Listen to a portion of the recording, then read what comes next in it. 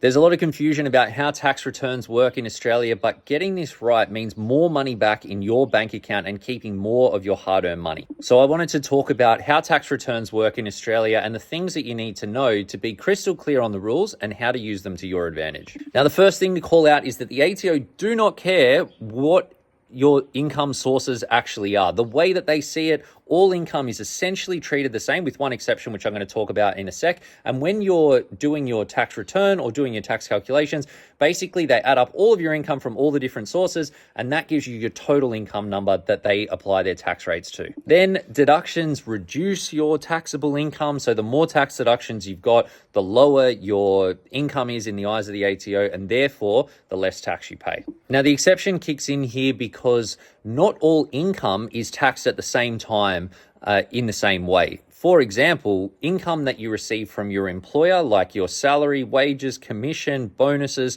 they have tax withheld on that income. Your employer puts a little bit aside, and if that's the only income that you receive, when you do your tax refund, it all should be pretty much lined up.